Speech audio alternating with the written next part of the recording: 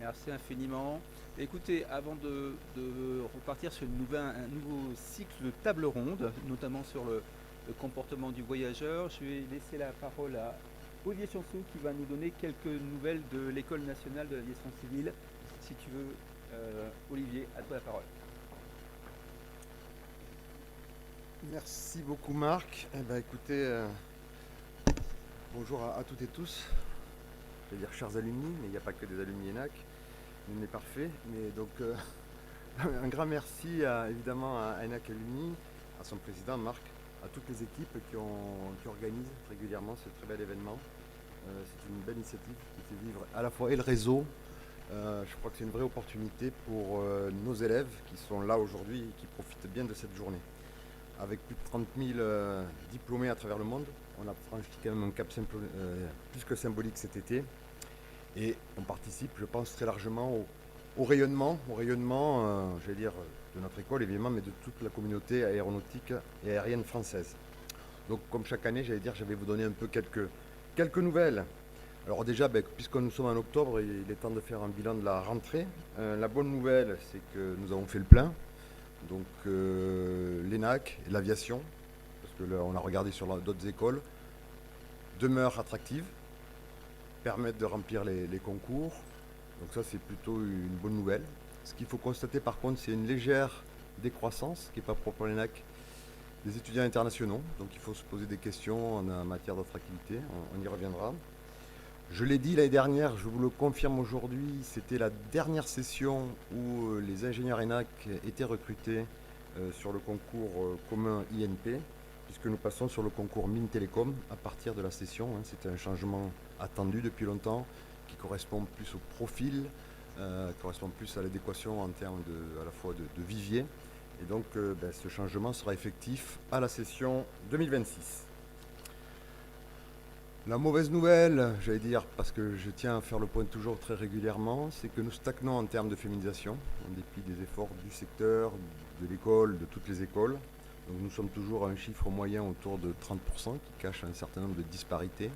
Si nous sommes très largement supérieurs au vivier côté ingénieur, plus largement supérieurs côté contrôleur aérien, ça reste compliqué sur les autres formations. C'est toujours un challenge pour nous et il ne faut jamais oublier ça. Je pense qu'il y a encore beaucoup d'efforts à faire de lancer d'initiatives pour inverser cette tendance. Alors, l'actualité depuis un an, je voudrais mettre en avant 3 points. Premier, parce que je pense que ça fera écho à ce qui a été dit à la précédente table ronde, c'est que vous le savez, l'ENAC est à la croisée. Alors, le directeur général de l'aviation civile parlait d'injonctions contradictoires. Alors là, sans qu'elles soient contradictoires, quand on est à l'ENAC, on est à la croisée d'injonctions entre l'aviation et ses propres injonctions contradictoires et l'enseignement supérieur. Et je pense qu'il ne vous a pas échappé qu'effectivement, ce domaine-là, là aussi, évolue à ses propres contraintes. Donc, premier jalon important dont on se félicite, qui était inscrit dans notre contrat d'objectifs et de performance, c'est l'obtention du label DDRS, qui est un label d'enseignement supérieur, alors qui recouvre, je vais dire, des choses assez classiques en matière environnementale et sociétale, mais qui traduit quand même que tous nos enseignements, toutes nos recherches sont alignées. C'est vraiment quelque chose qui est fait autour de l'enseignement. On vient de l'obtenir pour la durée maximale de 4 ans, ce qui traduit l'engagement, la forte mobilisation de l'école autour de ce thème, qui est notre priorité number one. Je pense qu'on vient de le voir. Former les acteurs de cette transformation, de cette révolution, ça nécessite beaucoup de choses au niveau d'une école. Et donc je suis très fier d'annoncer que nous avons obtenu ce label qui traduit justement cet engagement. Le second point, là aussi, il illustre des choses qui correspondent aux missions, aux valeurs de l'école. Vous le savez, l'ENAC, il y a certes le campus de Toulouse, mais c'est aussi la formation pratique au pilotage. Avec l'objectif que nous assigne l'État en tant qu'école publique, c'est d'être vraiment une école de référence. Ce n'est pas de répondre aux besoins d'un secteur qui sont très importants, mais de mettre en place une formation de référence qui tire vers le haut, notamment en matière de sécurité, cette formation de pilote. Et là-dessus, moi je suis particulièrement, je l'avais un peu esquissé, mais donc que l'État a confirmé, j'allais dire que l'ENAC avait ce rôle-là, à la fois de recrutement républicain pour un certain nombre d'entre eux, mais même de constituer cette référence. Et donc ça a été évoqué, nous aussi, nous allons renouveler notre flotte. Alors, c'est certes pas les mêmes avions, c'est quand même un volume important. Ça traduit cette volonté de la Direction générale d'accompagner cette transformation. Et nous, alors c'est vrai que notre flotte était ancienne, mais nous, on va réduire les émissions de CO2 de 40%. Bon, on fait 2 générations, hein, si je reviens à ce qu'a dit. Concrètement, on va diminuer aussi les nuisances sonores, qui sont un vrai sujet quand vous faites une école de pilotage avec des riverains, évidemment. Et on va gagner 30% de coûts de fonctionnement, comme quoi les injonctions ne sont pas si contradictoires et permettent de s'aligner, comme ça a été dit par le directeur général de l'aviation civile. Et donc, on a les premiers achats, les premiers avions qui vont être, et sur les premiers lots, je suis également heureux de vous annoncer que l'ENAC a retenu un constructeur français, Elixir, basé à La Rochelle, pour le premier segment. Évidemment, les autres appels d'offres vont se renouveler cette année, vont se poursuivre cette année, mais ça traduit quand même un fort engagement et une belle reconnaissance de la valeur ajoutée qu'apporte l'ENAC à l'ensemble de l'écosystème. Et troisième point, je l'avais également évoqué l'année dernière, le rapprochement avec Super Héros. Il était posé des questions. Là, il y a 3 faits concrets qui émergent. Premièrement, la constitution d'un laboratoire de recherche commun. Et ceux qui connaissent l'écosystème de la recherche, en particulier à Toulouse, mesureront, j'allais dire, l'avancée que ça représente. Avec ce laboratoire de recherche commun, les 2 écoles vont atteindre la taille critique. On va parler d'environ 200 enseignants-chercheurs.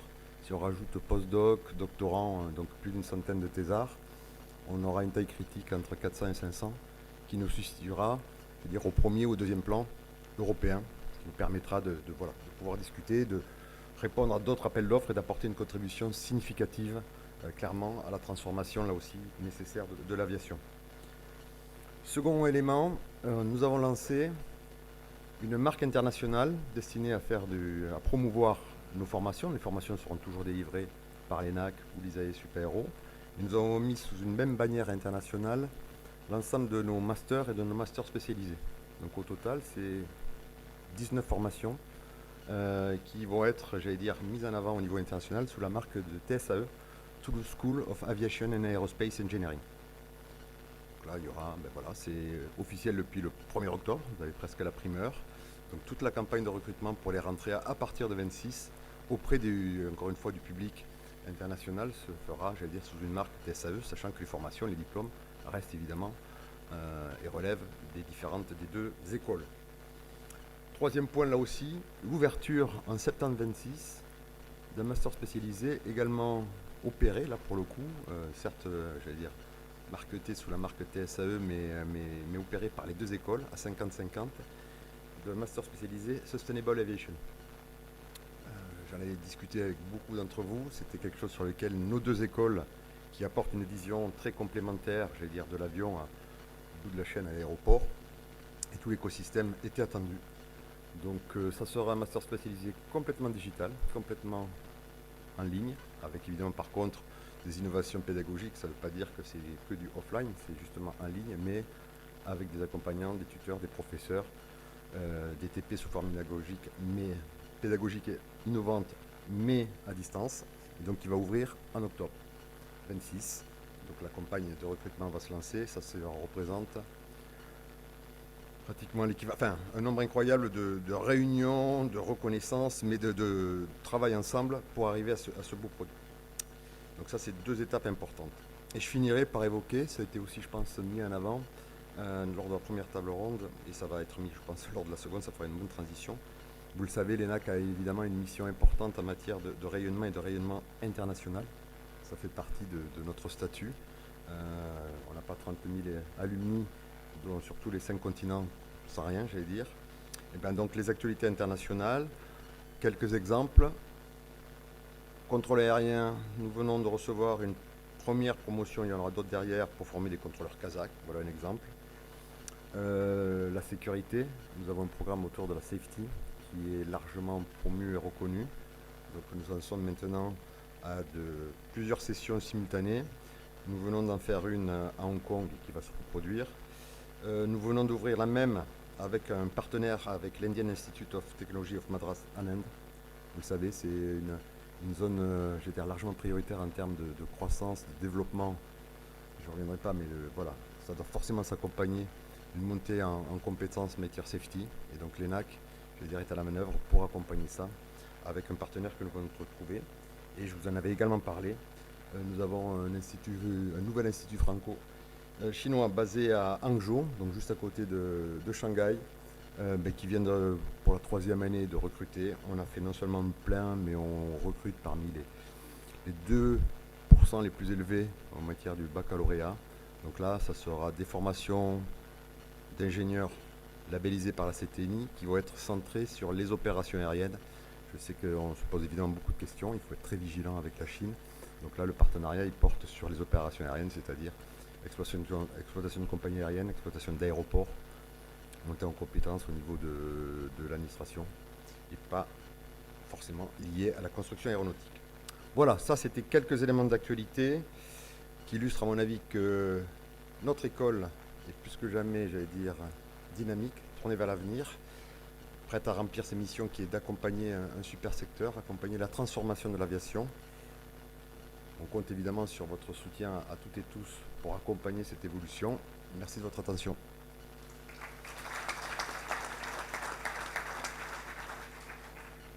Okay, so the next roundtable is about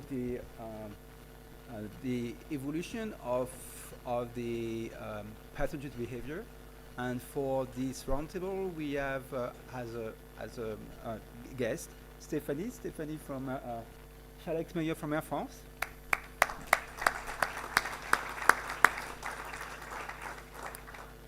Raphaël Schmacksman from IATA.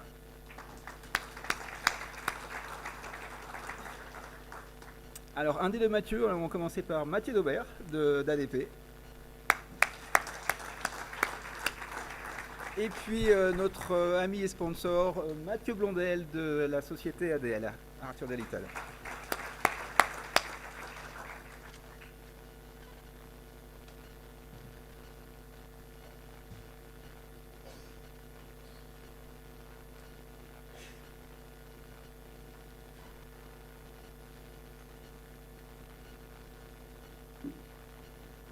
So good morning, everyone. My name is Philippe Fonta. I'm working for Bureau Veritas Aeronautics in Toulouse, and I'm also one of the 30,000 ENAC alumni, so I'm very happy to be here and to participate in this organization. So today the theme of our panel will be navigating the skies, understanding the evolving behaviors of air passengers.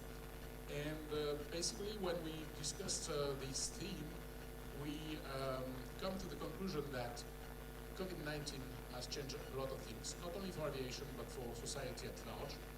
And these changes have changed probably also the behavior of the passengers.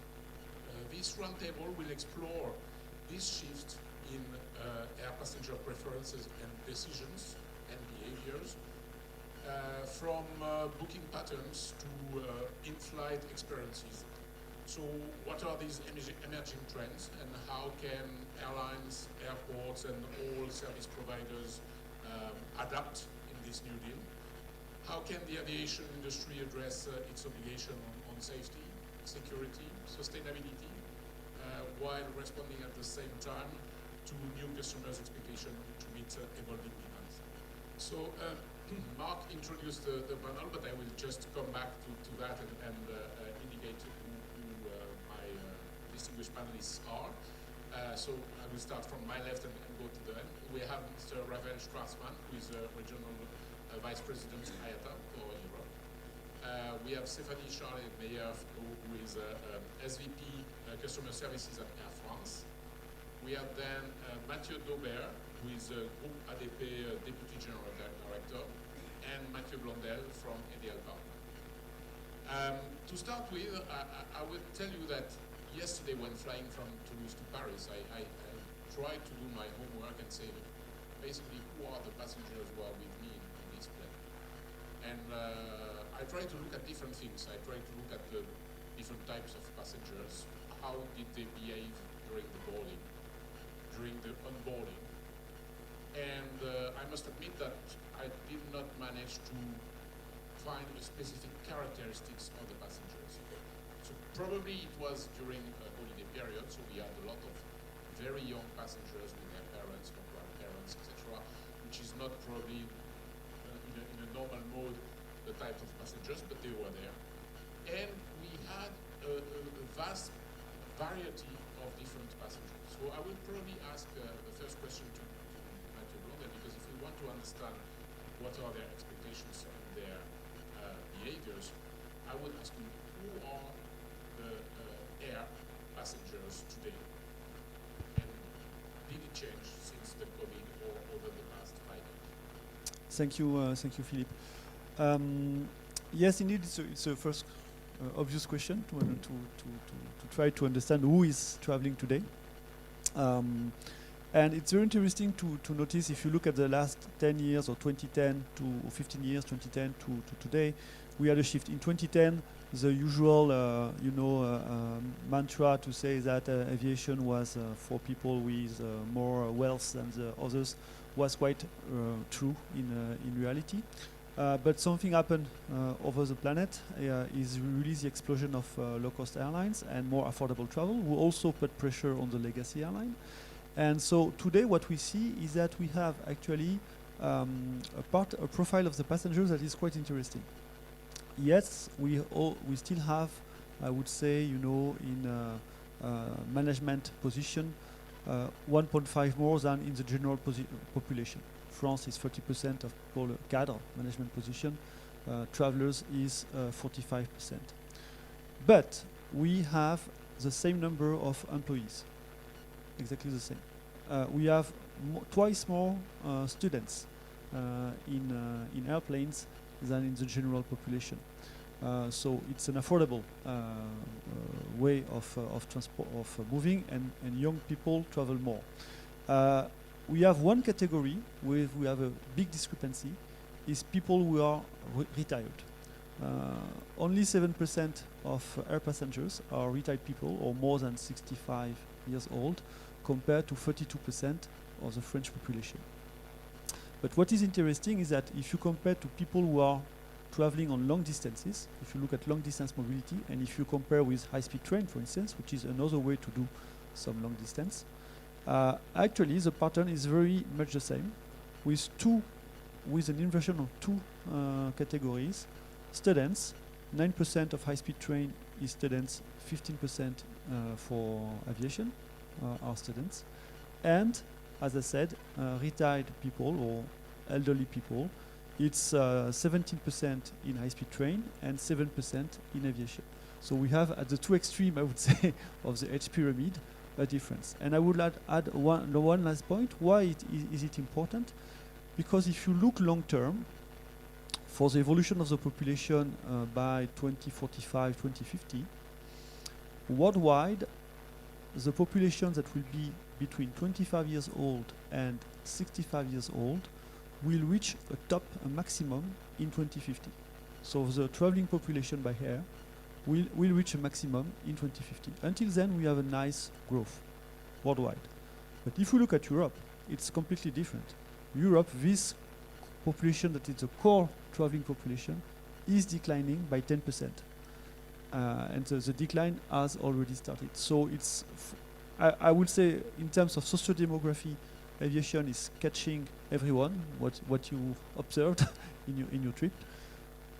But these elderly people, that will become a bigger and bigger and bigger pool of potential traveler tomorrow. So maybe a challenge here. Do you have an idea why, for students, for instance, students travel more by plane and by train? Is it because of the international students doing some studies abroad and needing to fly because it's longer distances, or is it something different? And at the other end of the age pyramid, we heard this morning that the flights of people connecting with their families, etc., is accelerating. So I was just wondering if you had an idea why, for the people of the age of 64 or more, why they are not in this phenomenon of traveling to connect with the families. Do you have an idea on that? On the second one, to be honest, on my side, maybe not, but maybe Air France, Aéroport de Paris, IATA have a perspective on elderly people. On the young one item that I can put forward is that indeed the cost of traveling is critical, even more critical than for other categories of population. And you know the production cost of a plane. If you are Ryanair, you will produce 3 to 5 euro cents per seat kilometer. If you are the high-speed train in France, the cost of production will be 8 to 9 euro cents per kilometer. So whatever you do, the price will be higher if you by train. So that's one part of the explanation, I guess. Okay, maybe Raphael Schwarzmann, maybe you can jump on that and probably give you some elements that you have in the IATA statistics, and particularly for the young generation, the Gen Z, the millennials. Can you tell us about that?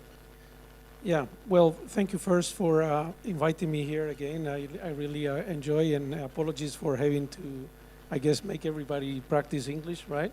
But it's always good to be here and bring the IATA perspective, which is, again, effectively a global one, right? So in terms of this pattern, and obviously Matthew already, differentiated between Europe and, which is obviously, let's say, a slower growth compared to the rest of the world. Very importantly, excuse me, we do these global passenger surveys every year, right? Actually, the next one is coming up first week of November, which is going to be presented in the World Passenger Symposium. I think it's quite relevant because it does analyze, obviously, trends that are quite relevant to the industry. But if the variations are, the trends are still, what I can say, the trends are going to be basically the same. Now, when we look at the survey, one of the things that we see is, well, first of all, there is, and it was said already that the peak of travelers by Matthew is still far ahead in the future, right?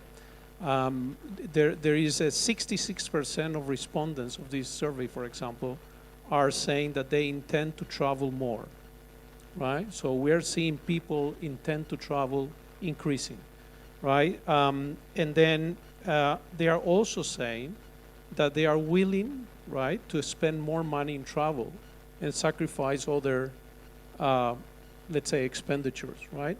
So that's very interesting, because then if you combine that with what you said, the mix of travelers that you were looking at in your plane, today, basically 65% of the global population is under 40, right?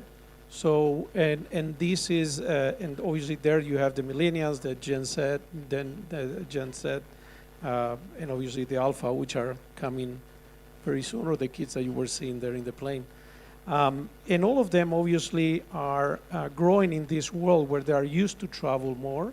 We are seeing their willingness to travel. You will see obviously extensive use of digital technology, of smartphones, and therefore obviously a change in the pattern of how the expectations. One important element also when we talk about trains and planes, and obviously I think it was said before in the panel, we have to always remember one thing, which is obviously, 4,000 meters of a runway can take you anywhere in the world. 4,000 meters of a train rail, takes you those 4,000 meters. Why I'm saying that is not because of advertising about aviation. Is because one of the patterns that we see also in this survey is actually that people are interested in traveling long distance, right? They're trying to, the experiential part, going to far away places, and this is very much in the Gen Z generation, right? It's actually in the survey came out that they are particularly interested in going outside of Europe, right? So that is, obviously you have the same probably from the other side, which are interested in coming into Europe, as France is obviously the top tourism country in the world, for example. So very interesting patterns, meaning aviation will continue to be a critical mode of transport, right? Value is definitely one of the key elements that we see as well.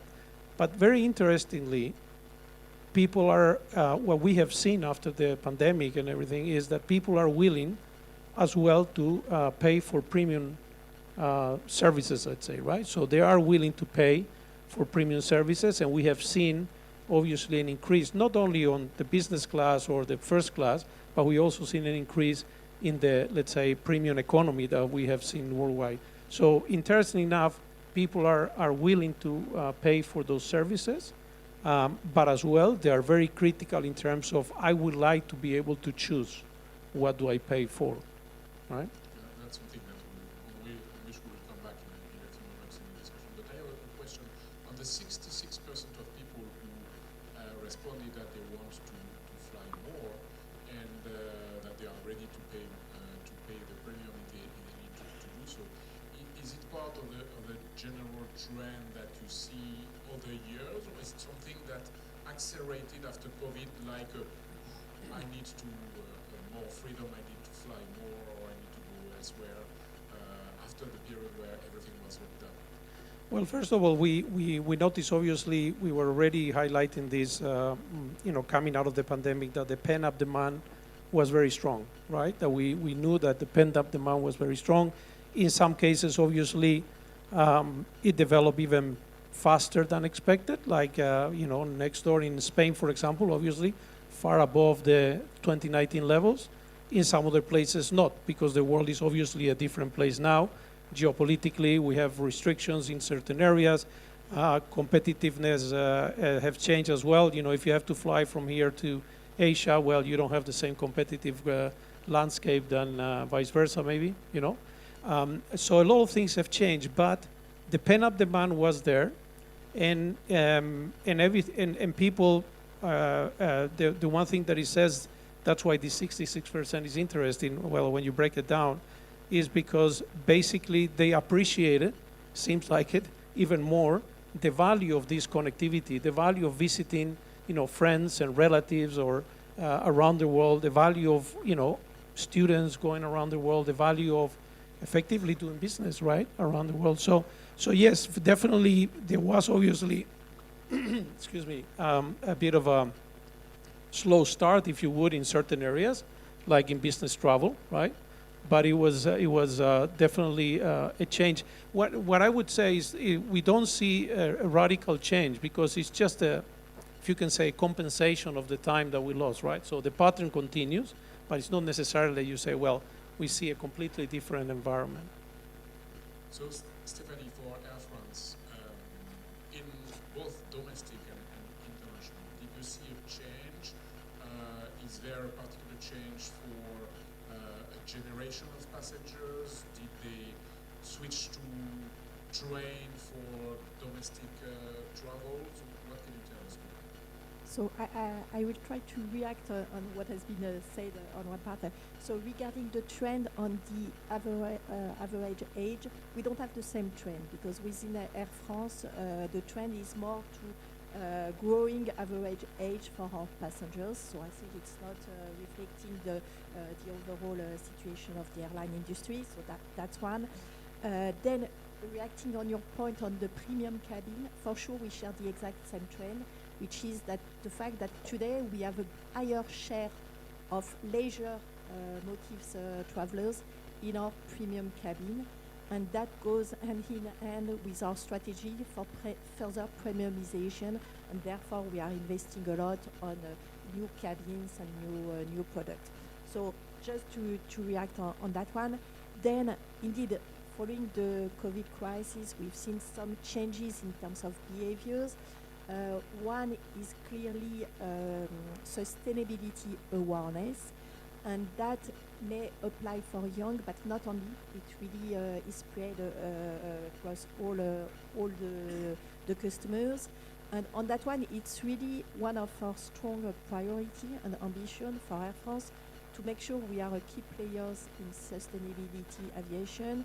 We are a key actor in terms of decarbonizing the industry. So we are activating all levers we have to make sure that we are playing a key role in that perspective. The main leverage is the fleet renewal, where we have invested a lot to make sure that we have new aircraft which are lighter, which consume less fuel. So that's the first one. Second one is for sure investment in SAF fuel, so sustainable aviation fuel. So to make sure that we grow the share of SAF in our consumption overall. Then we also work a lot on combinability with train, because that's one. We see that if we look at our domestic traffic, over the past years, there has been a sharp decline of that point-to-point domestic traffic. And the idea is really not to go against it, it's really to make sure that we accommodate that one. So we are more and more working with SNCF to make partnership, to make sure that you have a smooth connection between train and long-haul or medium-haul aircraft and planes. So that's really one of the key ambitions. We are growing the number of destinations that we have connecting with our CDG hub. We are also going to initiate very soon a partnership with Ouigo to extend further that offer. So I would say change in terms of customer behaviors to make sure that sustainability is part of the choice they made, and we are investing on that trend.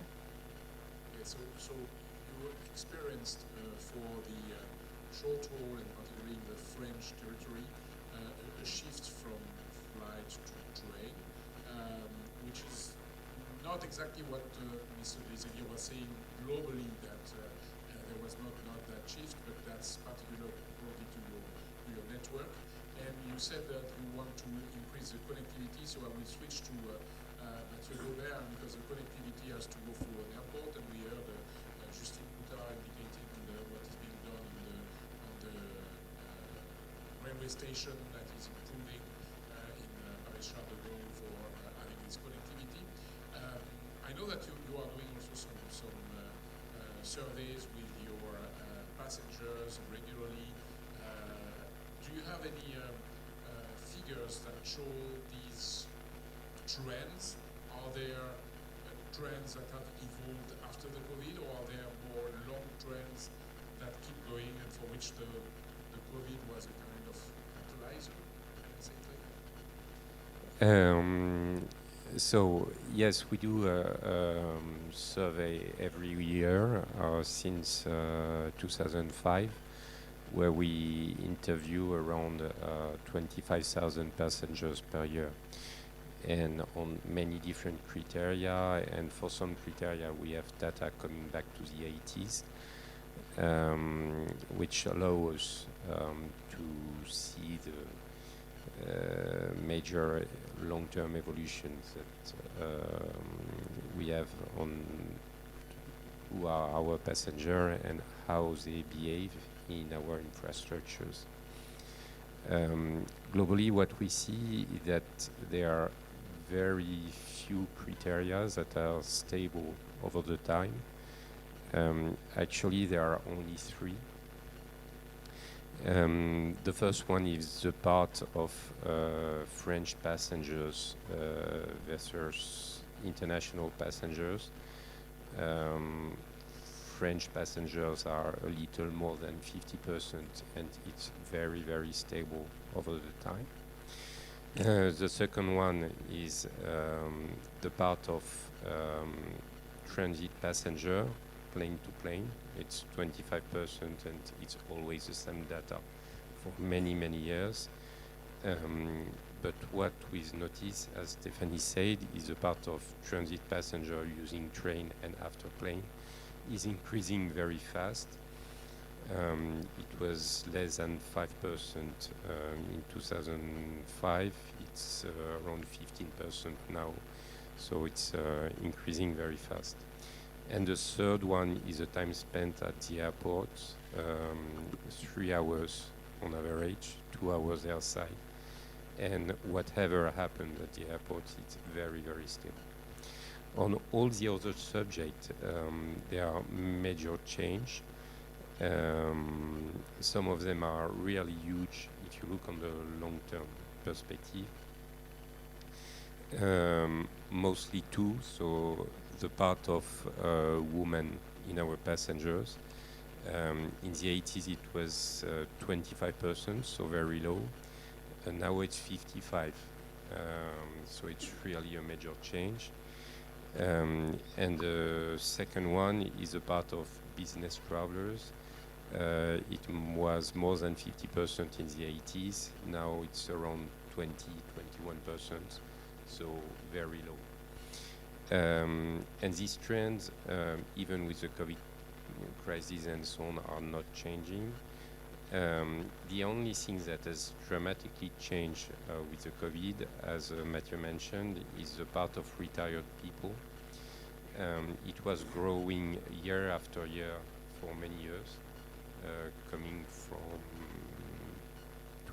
2-3% in the 90s up to 15% before COVID.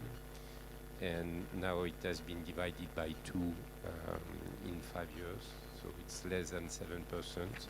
So it's really the only major change that we have after COVID.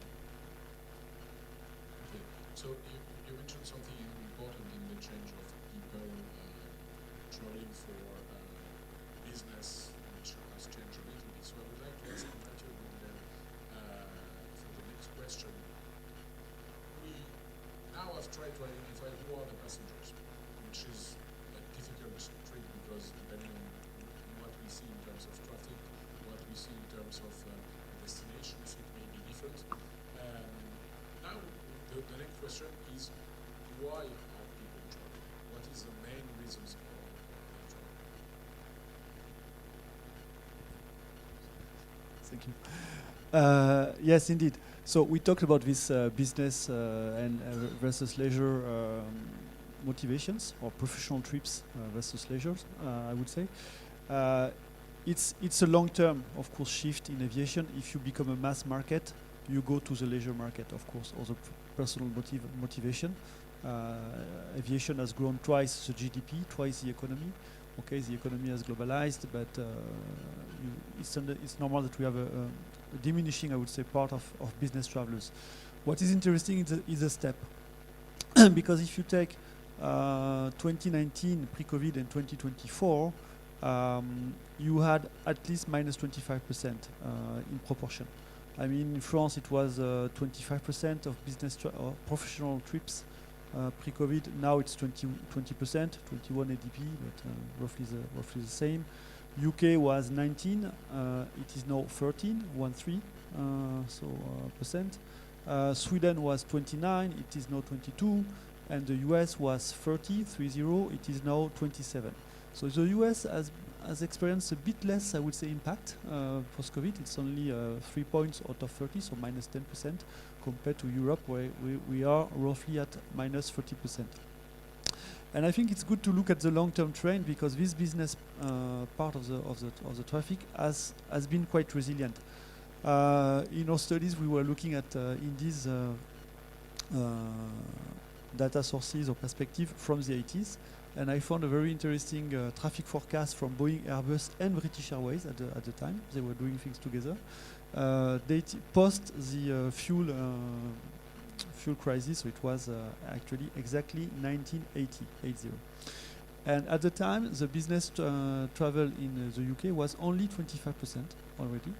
And British Airways was planning that in 2000, so 20 years later, it will become less than 10%. And in the UK. But today, 2019, in the UK, it was 19. So it was still strong. I think the globalization came here, of course, because the economy is globalized, so you travel more, and also the economies shifted to service economies instead of extractive economies or industrial economies. And you know that the service industries, professional services and so on, are generating much more trip, I would say, per unit of GDP compared to an extractive economy like oil and gas or whatever. So the business travel actually resisted much more than anticipated pre-COVID, and now we have a shift, a drop. This drop, no one expects to recover, to be honest. And maybe we have an acceleration now of leisure compared to business, because the globalization is not as strong as it was in the past, and also the shift to service economies has happened in many economies. Only maybe India and Africa are going to shift tomorrow, but the rest of the world has shifted already. So yes, a huge shift, and leisure is becoming really the key driver. Which corresponds to what we heard a few minutes ago. And I was just asking first to Raphael and then to Stephanie. I heard this concept of leisure in which is, people are traveling for business and prolongating their trip for doing a little bit of leisure. Is it a trend that you see as installing, becoming robust, and being the trend of the future? Raphael, first, maybe? Well, if we look at our statistics, right, you will see that, for example, in the World Air Transport statistics, you see that we have grown. Let's say premium class travel has grown faster than economy class travel, right? And by a small margin, but faster. Meaning, we have the latest numbers are 11.8% growth for the premium class and 11.5% for the economy. So that already shows you that obviously there is a strong growth in premium travel. Then, if you look at the pattern, effectively you have seen, and I'm sure Stephanie will be able to have the proof that this leisure idea, people being able to mix the business travel with leisure is part of it. That's why we have seen also this strong demand for premium fares, which actually today account for basically, well, premium travelers account for average worldwide 6% of all travelers, but actually the fares account for 15% of all, worldwide. So very interesting shift in that sense, because I think Matthew also very, very interesting example where comparing that, the thought was that we would reduce. The other very important element that we need to look is, and I think it was referred before about the value of connectivity here. Especially when you're looking at Europe. Europe is, and France is a very, very good example. I mean, you will not be the #1 tourism country in the world if you rely on connectivity only around, short hauls, right? And also a great business hub.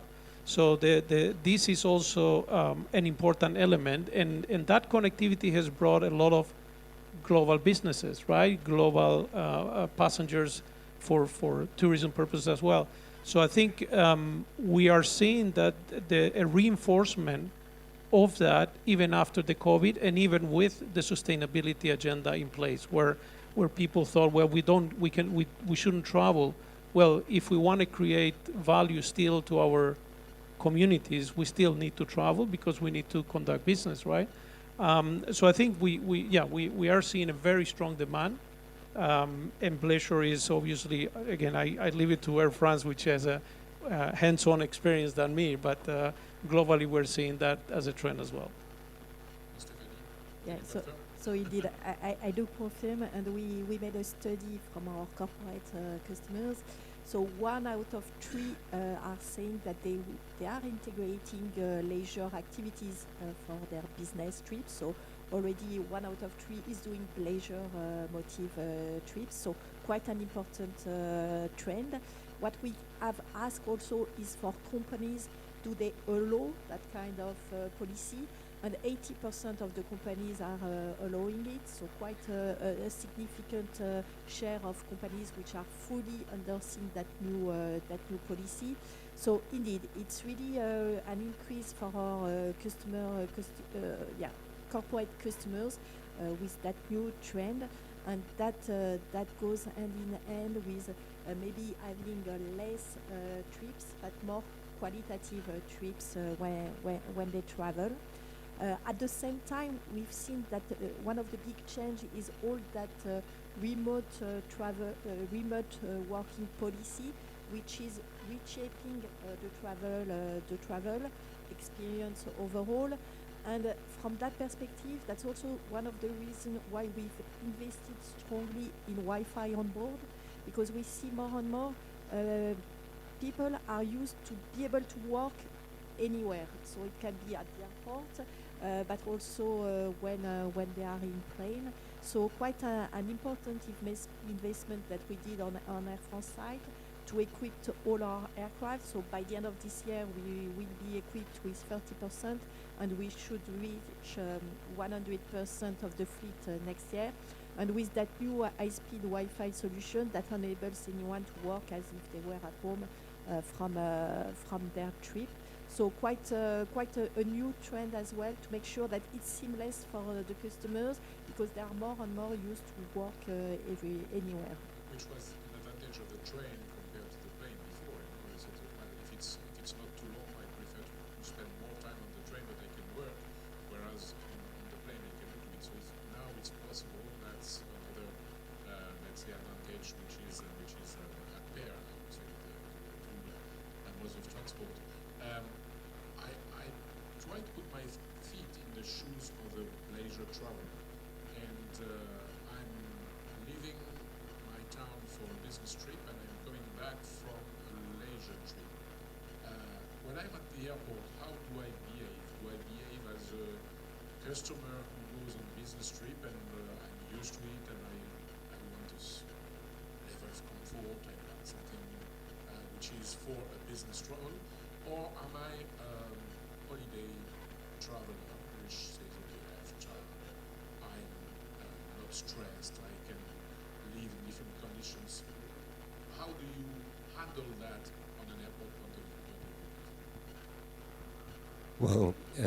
Well, as I mentioned before, the average time at the airport is very high, specifically if you compare it to train station and so on. I mean, the 3 hours at the airport and 2 hours after security and immigration. So, of course, if you consider that, there are some travelers who spend only 1 hour at the airport, but they are very few. And actually, there are not too many differences looking at the well, if it is a business trip or a leisure trip. So when we ask our passenger what are the most important parts of the airport for them, what creates satisfaction or insatisfaction if it is not well done, the most important criteria, and really by far, is what happens in the boarding lounge. The global ambience, the comfort of sitting, and so on, which is really by far the most important thing. Right after that, you find criteria linked to cleanliness, which is number 2. And after the welcome behavior of our staff globally, whatever it is, looking at the different populations that work at the airport. And the flow part, immigration, well, time spent at immigration, security, check-in and so on, actually is not really important looking at satisfaction. It can be important for insatisfaction if we are not good at all for that, but it doesn't create satisfaction at all. Clearly the most important part is really the comfort of the boarding lounge. So the courtesy of the staff you indicated, but there is also this time in the morning. So in a certain way, the passenger doesn't very much like being in a crowded environment where you have plenty of people around you. They want to have a more smooth process, right? Yes, it's totally true. What we do in our studies, we look at every part of the airport journey. But apart from that, we ask many questions on looking at the global environment, what has really an impact on the satisfaction. And looking at all the external events that can be part of the story. And actually, there are, by far the most important thing is the impression of being in a crowded spaces or not crowded spaces. it's really an impression. So even if you're not in a very crowded space, you can have this impression, and if you have these impressions, that it has a huge, huge, huge impact on the customer satisfaction, and much more than a long queue at immigration, for example. It's clearly by far the most important thing. And right after, we have the punctuality, the fact that the plane is on time. It's really the second criteria, and when your plane is delayed, then our passenger won't be satisfied in our airport, whatever happens. Just a question maybe for Stephanie on that point of delay. Did you see a change in the tendency of having more cabin luggage and less checked-in luggage, which could, in the end, when you board the plane, you have time to put your luggage on top, or I don't know, Raphael, if you have the statistics on that. But is it a risk of delaying the flight? We hear sometimes, please make sure you put your luggage rapidly and you sit down so that the boarding can be smoothly. Can you see this as a trend? Or? Yeah, clearly we see less check-in luggage, so that's and therefore also we are pushing, and we may have received sometimes some SMS to customers saying you can check in for free your luggage, to also smooth the operational performance of the onboarding, and so that's indeed an overall trend, which is positive from the fact that some customers also they tend to travel lighter with less luggage, but the fact that there is less check-in luggage can hamper our operation, so we are working on it to try to make it seamless for the customers. But indeed, we see that overall trend. Do you see that globally? Yeah, well, globally, certainly, well, what we see, and maybe refer to the survey again, yeah? I mean, and this is about the experience about, traveling, I guess. The survey says 70% of passengers would like to reach the boarding gate, the ones that are only carry-on bags, in 30 minutes. 74% of these surveys people said that they want to, if they check in luggage, they would like to reach the boarding gate in 45 minutes. So behavior-wise, obviously, people are looking for seamless, quick, and obviously it's concerning. What you said is correct. I mean, where people are spending long time at airports, and that is not necessarily improving their experience of air travel overall, right? So that's why they're looking to simplify, right? And see if you can get quicker to your flight, which is the main objective, right? Which is somehow, let's say, I wouldn't say a problem, but a challenge when you have people who travel frequently and people who travel less frequently, because if you have only your cabin luggage, you know what you need to put out at the security, others don't know, and then you have another control, and it takes a long time. But that's a fact. Well, maybe there is then there is another point there, which is our security systems still look for 100 millimeters of liquid when we already have the technology to address it, and this is a measure more than 20 years ago. So again, we probably have to look at actually the process itself, because many of these processes are outdated, and probably will streamline. I mean, in some places today, like yesterday when I was flying last night, when I was checking in, I didn't have to take anything out. I just drop it in the, and that makes it a much faster experience, right? So why are we still dealing with all of this? It's a question to solve it, because it does create an issue effectively. Yeah, which is also a challenge if you again compare to the train, where they don't have all this time to check things where they do in the plane. As the passengers are changing, as the reasons of traveling are changing, are the destinations where they go changing, or where they will like to go changing? What you know there? I know you have some data about that. Yes, absolutely, and I make maybe a little focus on France and Europe here, because of course, if you look at the global perspective, it's we see very different situations. But if you look at France, for instance, and you look at the last decade, it's incredible how on the top 5 destination with the highest growth in volumes, it's only southern destination. So it's Spain first, the highest increase, and Italy and Portugal for roughly the same amount of incremental passengers. Fourth is Greece, and fifth is Turkey. So you see there is a real shift. If you look at the decade 2000-2010, Germany was the highest increase for France, for instance.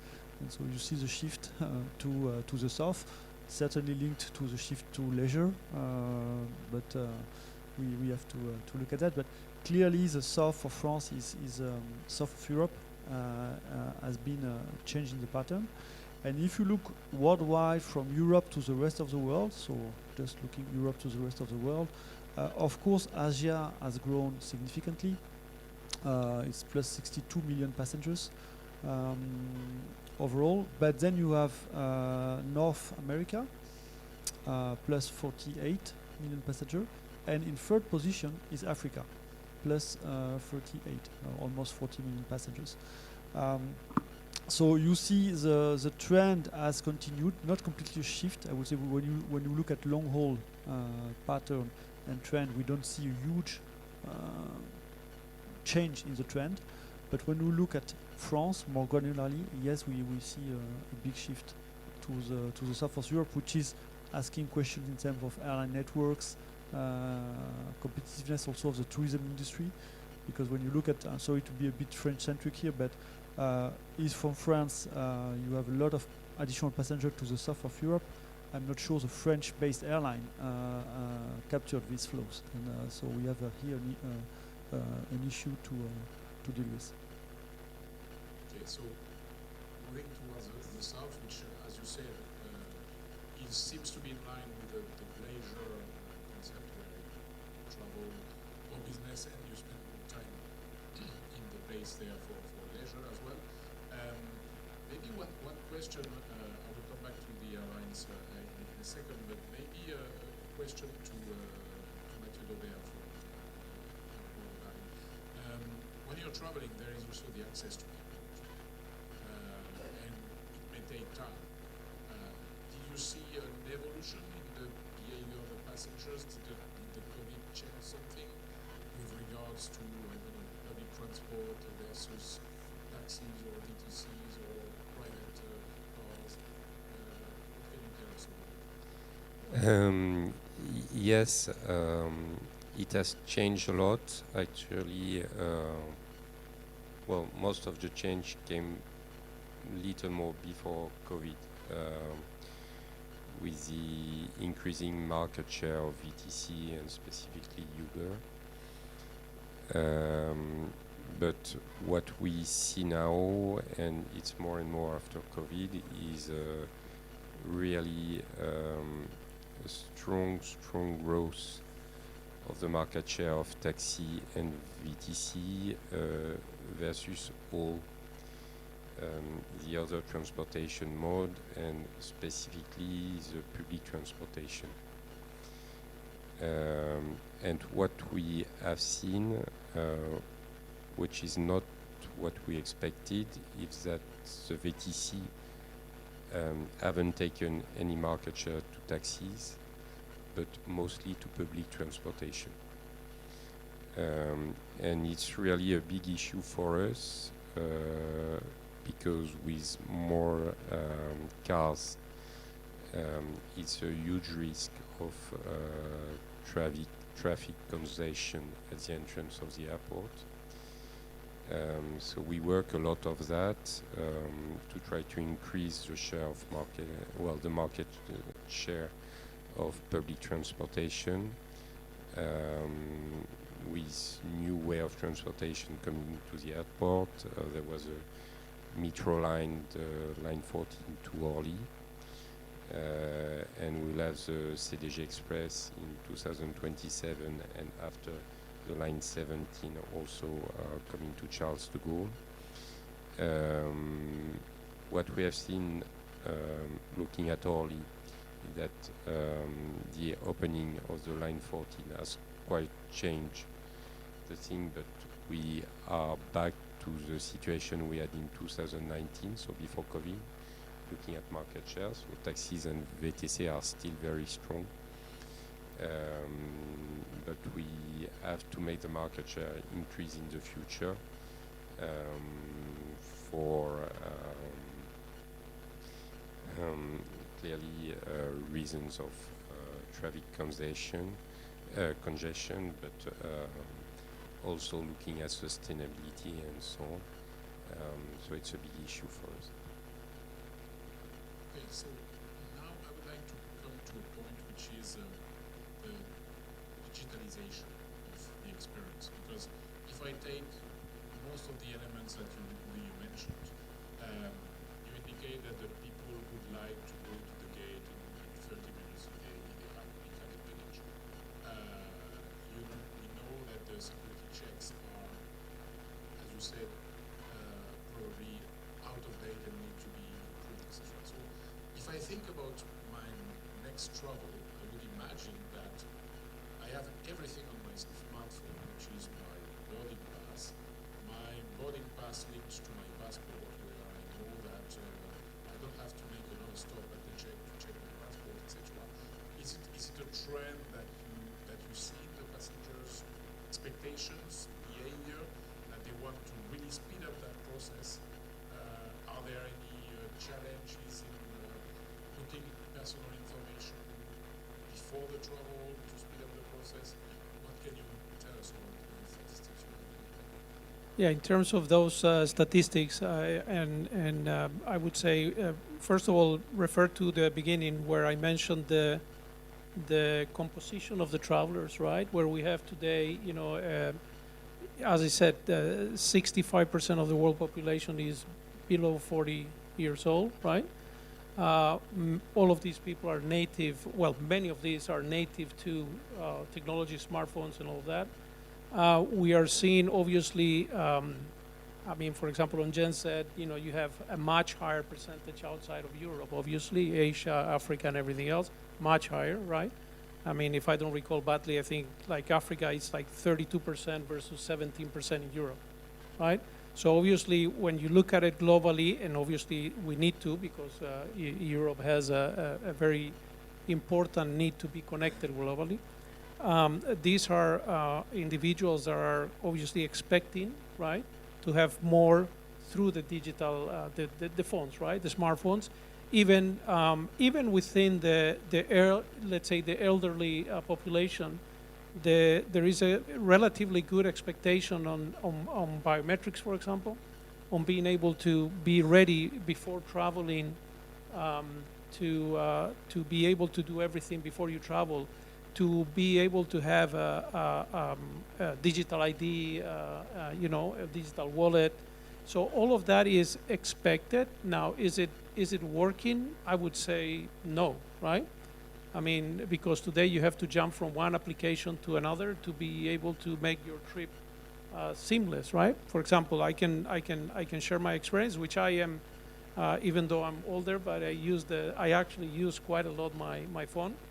And I don't have a train to go to the airport from my house, so I take my car. I have an electric car, but I have to make all kinds of things to do the pre-booking and everything else to be able to leave my car and then I have, which is cumbersome, because then you have to go into obviously the application of the airline, et cetera, et cetera. So again, convenience. People are looking at similar. Why I mentioned that story is because I think what we are seeing on the younger generation is, and the survey says that, is that they're looking a seamless type of experience that you are seeing today in let's say using Amazon, for example, or purchasing or looking for services they want to buy. So the expectations today have shifted because of that, right? So everybody now is expecting that air travel should be the same. and therefore, embracing digital ID, be able to clearance immigration without even passports, right? Like we have seen in some places of the world already happening. So yes, and obviously being able to coordinate your transportation not only on the air but also on the ground in a seamless way. So definitely there is a very strong case for that, and and obviously the demographics says it, right? Stephanie, do you see the same trend in a kind of getting more autonomous as a passenger? And what happens if the smartphone doesn't work, or if we have a problem? How do we want to be taken care of? Yes, so I definitively see the same trend.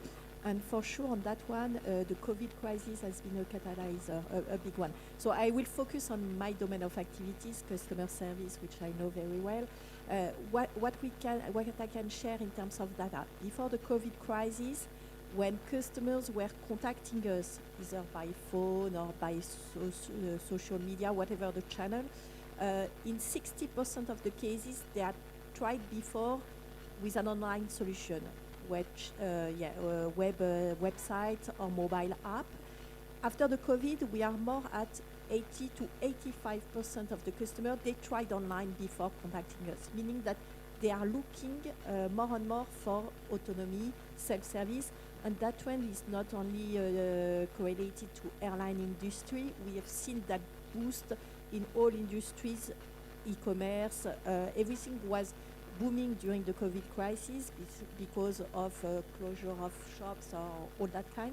So it's clearly a different trend that we see today, and that is leading to higher expectations. Same if I stay within my domain of expertise, the customer service, when they are contacting us because they tried online before and it's not working, they are expecting that we are able to solve much quicker. They've tried, so they already lost time in trying another way. So expectation is higher. At the same time, we also have more complex questions because if it was solvable online, they would have done it. So at the end, it's also putting the focus on how much it is important to have human teams to be able to tackle those cases where we don't have that full seamless experience as mentioned by Raphael. So where human is really important. And that was during the COVID crisis, I think one of the big key factors of differentiation between Air France and some other airlines, being able to support and reassure the customer in those cases where we see that the self-service is not supporting all the new features when checking was not working because you had to prove that you got your vaccine shot or whatever. So all that kind where we may limited on automation and self-service. But at the same time, that trend is fully growing, and we have to embrace that new behaviors of customers. They are looking first to a self-service solution, and we have to make it as seamless as possible. And overall, I would not say that it's not working because the same, staying on my domain of activities, when I look at volume of contact from customers over the past years, we managed to decrease close to 15% of volume of contact over the past 2 to 3 years, despite the fact that we have more passengers. So meaning that overall, the self-service solutions are doing better. So we are maybe not up to the perfect level, but still, yeah, I think it's increasing and the experience is better.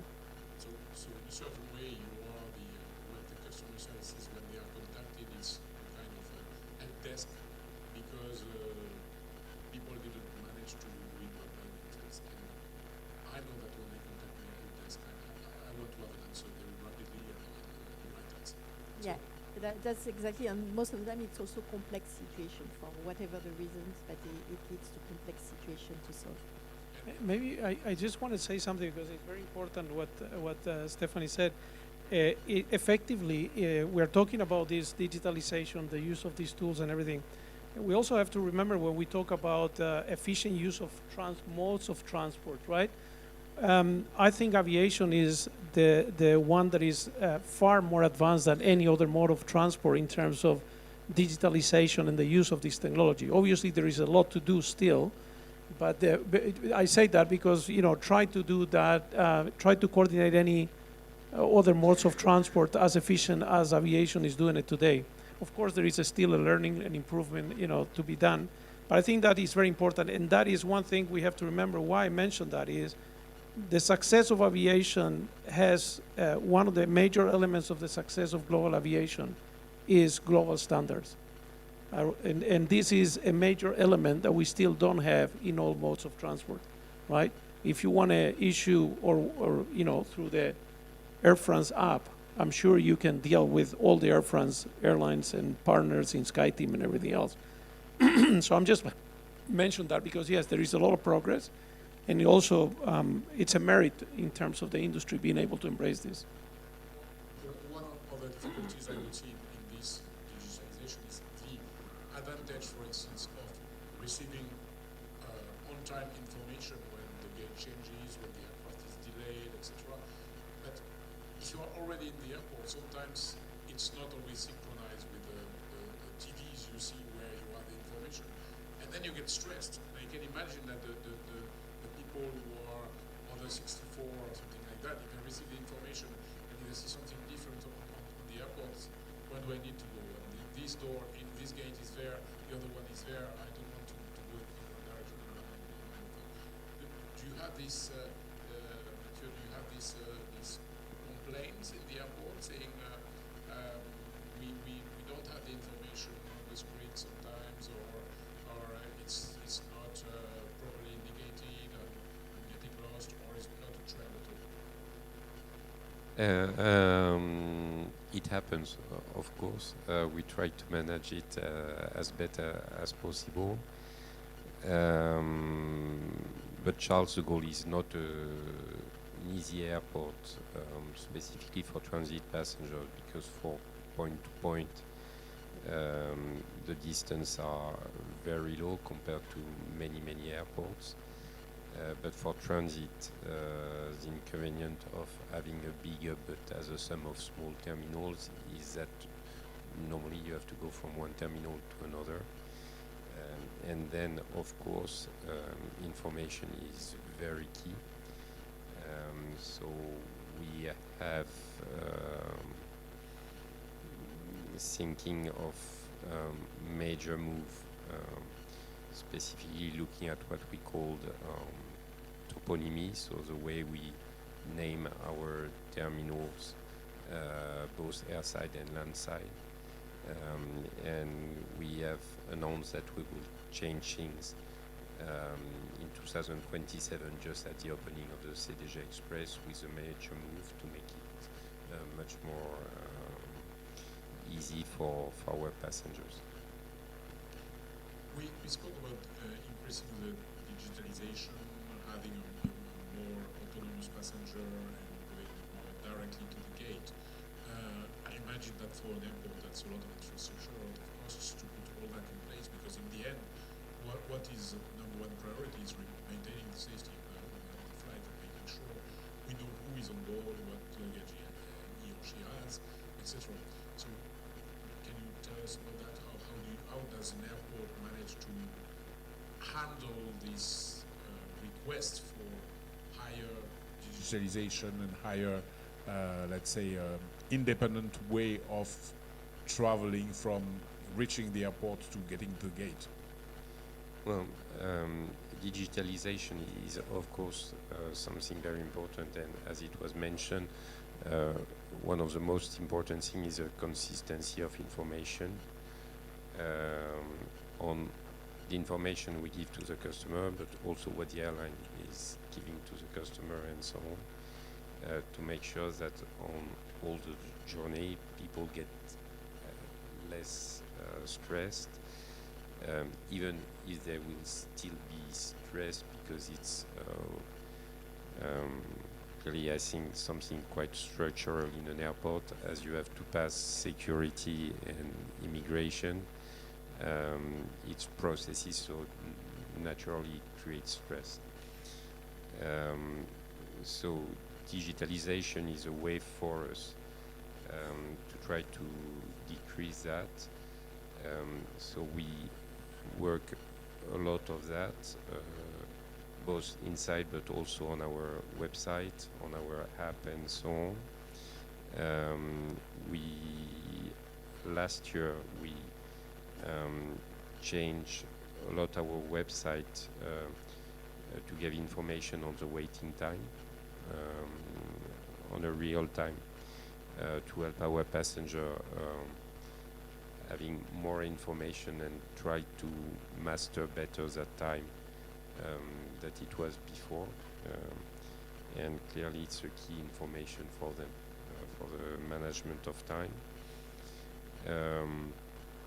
We have made some slight changes, but which are very important, relative to language, because in an international airport as Charles de Gaulle,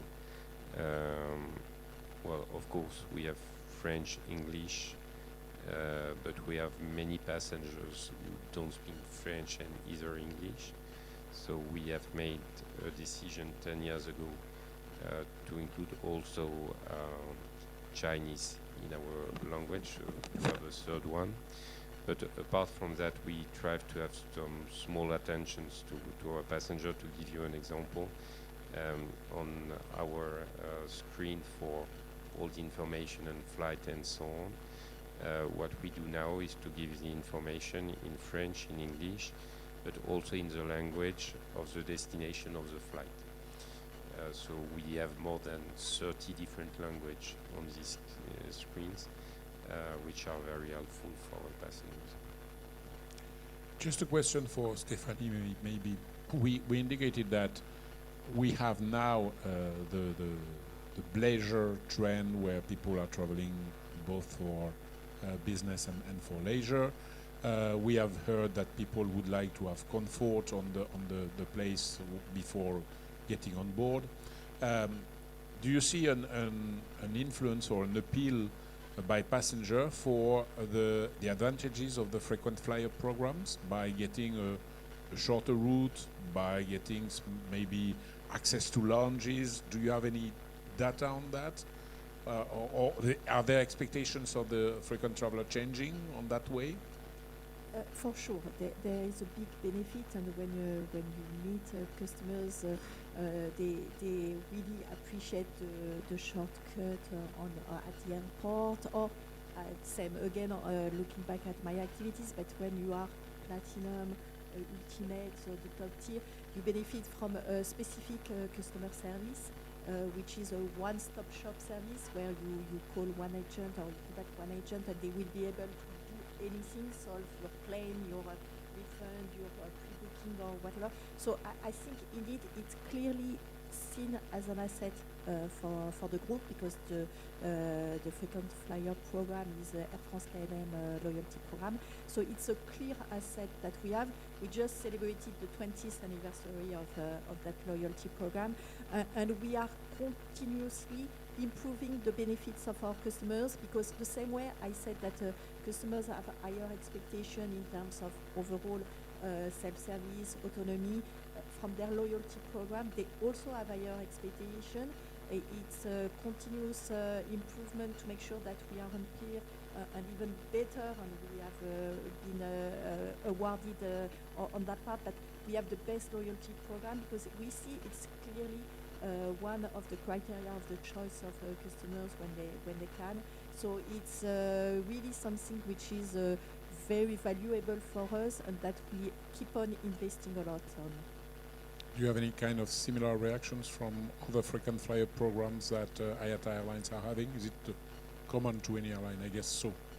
Yeah, I think it's. We don't do a lot of research on that, but obviously from what just looking at our members, is very similar. I mean, it's a very high value line of business, I would say. But no, we don't have statistics. Okay, that's a long time I didn't ask any question to Mathieu Blondel, so I just wanted to let you know, do you have any reactions to what you said?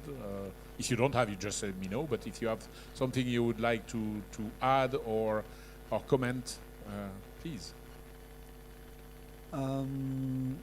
No, I think it's what is interesting is the somehow the individualization of the expectations and of the service you need to provide, the servicing.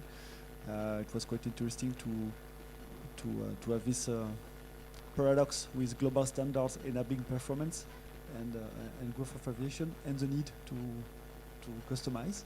So that's quite paradoxical. But if you look at this individualization, I think I maybe have a question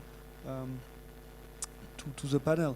If the way of the people are traveling has changed, because one thing that strike me when I look at either the news or even the statistics from IATA is some, I would say, weak signal that makes me maybe ring me a bell, is the way the unruly behavior of people on board, incidents on board. This pattern really exploded, and pre-COVID it was 0.8 incident for 1,000 flight. Just before COVID, just after COVID it was 1.2 in 2021. Now it's 1.5. It's 2.5. Sorry, it's 2.5. So it tripled compared to pre-COVID. So we see a little bit also a change in the way the people behave personally. In terms of incivility on board. Incivility on board incidents. It's a weak signal, and this is a negative weak signal. Maybe there are other positive weak signals that you see in the way the travel is being experienced, is being lived by the passengers. I don't know if someone has a... I would react, but not that much on the airline industry or the travel industry. I think incivility is also a growing trend that we have everywhere. So for sure on customer service, we know, and we have more and more that kind of cases. And I think with social media and all that increase of easy interaction, it's something that we have to be on top of, and we have very strict policy for that. Even when reaching out on customer service, I can share example. If behavior is not correct, we will send a writing letter to the customer, and we will warn them. So it's something that is increasing, but I expect that the same in the airport, and that indeed that global trend, which is fully international, is something that we see more and more. Is it something? Yeah, no, for sure. It's a very critical element, actually, as you highlighted, for IATA as well. It has been a top point of discussion with ICAO as well at global level, right, in terms of stricter, let's say, and common approach to, because that's also an issue, right? How, under what jurisdiction do you deal with these cases? It's a major challenge, and it is true that has been growing after COVID. So yeah, we're also worried about it, and we're obviously taking some actions, but it has to be the best way. Well, besides the specific actions that an airline can take, there is a part on the regulators and the authorities to deal with adequately, and this is the part that we are also working on. Yeah, what could probably be specific to aviation compared to other sectors? And I agree with you that the society is becoming more in this field of incivility. But on aviation, and I experienced that yesterday again on my flight, the person who was sitting beside me was someone afraid of flying. So I see in aircraft still people being stressed of flying, and then their behavior may be affected by that in a certain way, that if something seems to be wrong, they get stressed, and they have immediately a selfish attitude, and it may become, for some people, into incivility. And I would say when you combine that with altitude, sometimes with a little bit of alcohol, maybe, you can get to certain levels of incivility on board. That's something happening. We just have 5 minutes. I just wondering if there was one question in the room that you would like to ask to the panel. If you have one burning question that you would have. Yes, Mark.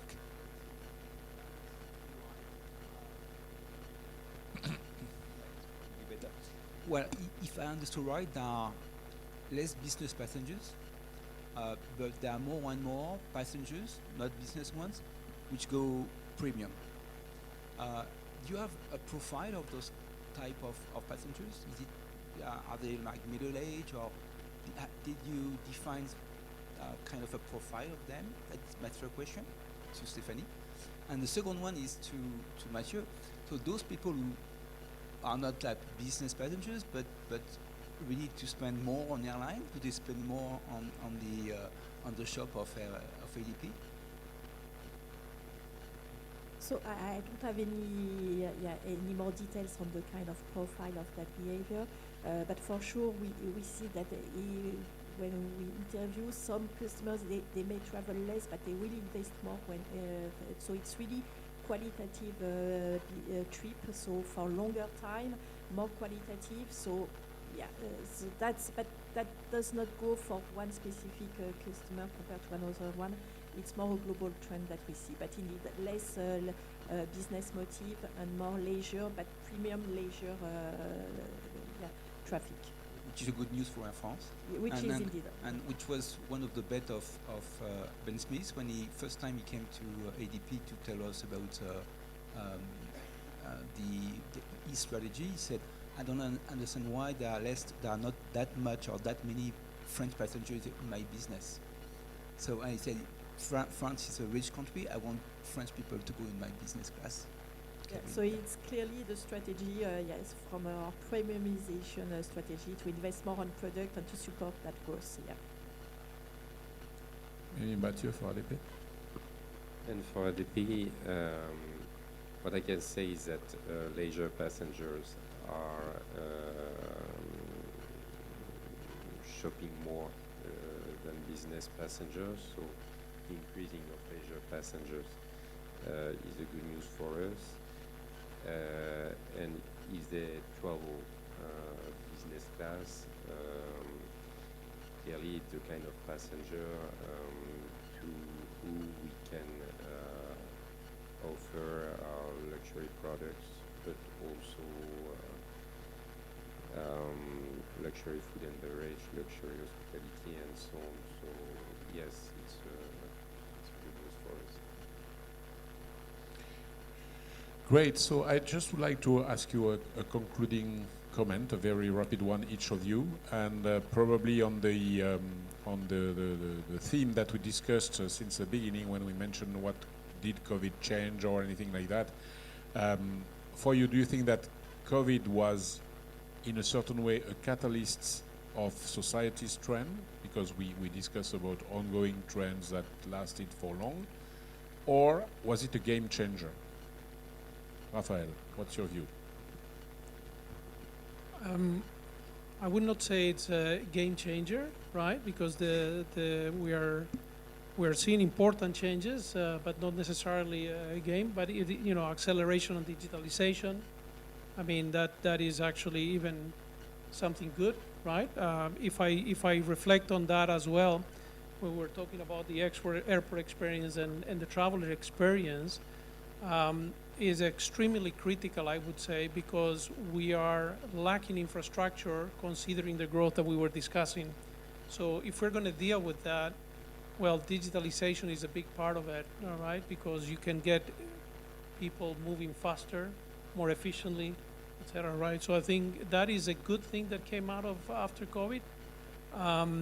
The other thing I would say is we continue, and I maybe encourage people, you can log into, we have a simple report in IATA which is called the value of aviation, right? And if you look across the globe, and there are about, I don't know, 100 plus, almost all major, all countries in the world, let's say, studies which you can go on the IATA website, and it clearly tells you what the value of aviation is to the world, because that's the latest numbers. If you look at France only, it's 144 billion dollars in economic value, 4.8% of GDP, 1.3 million people employed. That's only France, right? But if you look at you can look around the world and you see how valuable it is. Why I mentioned that is, I think COVID did impact all of us in terms that we saw that we couldn't move. And then on the opposite side, you see what is the value that aviation brings. And I think that is important when we're setting policy in place and trying to tackle these challenges that we're talking about from the passenger perspective, but also from society itself, right? Stephanie, game changer or catalyst? No, same kind of answer. So I think it was really a way to accelerate some existing trends. So digitalization, pleasure trend on our side. So a catalyst, not a game changer. But what was the game changer is, and the same again, it's valid for any industry. When you face such a big crisis disrupting all your industry, you have to make sure you change and you tackle transformation as quick as the crisis. You don't just have to wait to overcome the crisis. So the game changer is really that one, to take opportunities of those kind of crises, to transform yourself and to change all processes. And I can say that on Air France side, we did a lot during the COVID crisis to adapt to that, to those new behaviors, to change processes. So I think it's really that one which is the big game changer. The two Mathieu Daubert first, maybe.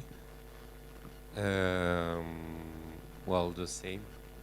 Globally, looking at the passenger trains, globally, apart from the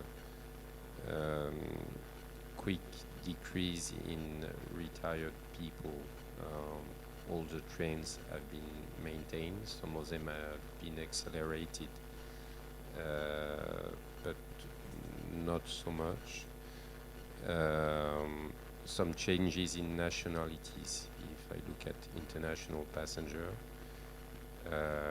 we have more people coming from the US, Canada compared to Asia, where it is still slow. And for example, if you look at China, the part of Chinese passenger is very low compared to what it was before the COVID. But at the end, it will recover. I don't know when.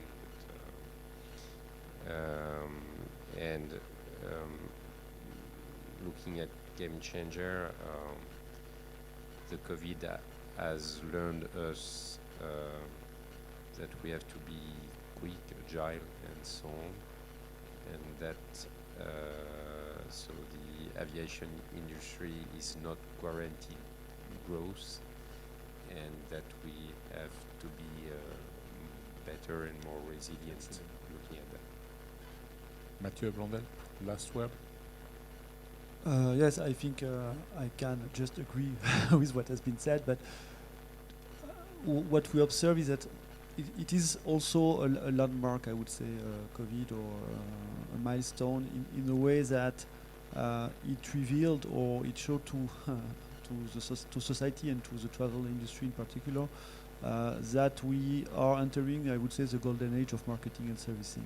Why? Because we have more and more, in a way, diversified customer to deal with.